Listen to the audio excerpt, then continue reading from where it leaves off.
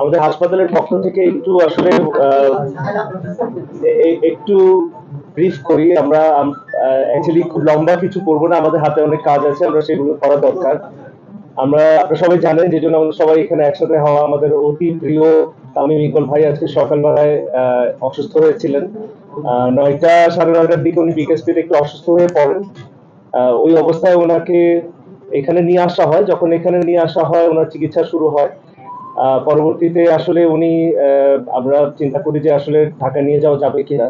তো বিভিন্ন কারণে আসলে ঢাকা নিয়ে যাওয়া যায়নি, সেই ডিটেলস আসলে প্রয়োজনীয়। পরবর্তীতে ওনার অবস্থাটা বেশ ক্রিটিক্যাল হয়ে যায়। এই ক্রিটিক্যাল কন্ডিশনে আমাদের কাছে আবার আসেন, এবং ওনার ওই ক্রিটিক্যাল কন্ডিশন থেকে যতগুলো চিকিৎসা প্রয়োজন সবকিছু করা হয়েছে, এবং আল্লাহর রহমতে এই কন্ডিশনটা আসলে অনুকূলে আছে। ভিশনের ফুলঝুরি মেগা অফারে ফ্রিজ কিনলেই পাচ্ছেন 16 পিসের আকর্ষণীয় গিফট বক্স একদম ফ্রি। এবং ওনাকে একটা, আমরা বলি যে ওনার একটা হার্ট অ্যাটাক হয়েছে। এইটার জন্য একটা এনজিওপ্লাস্টি এবং একটা স্টেন করা হয়েছে।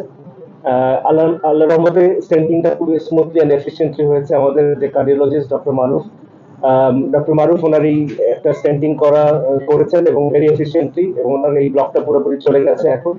বাট অবশ্যই আমরা যেমনটা বলছিলাম যে একটু ক্রিটিক্যাল কন্ডিশনে ছিল, স্টেন্টিং এর পরেও এখনো উনি অবজারভেশনে আছেন এবং ক্রিটিক্যাল কন্ডিশনে এখনো কাটেনি, একটু সময় লাগবে।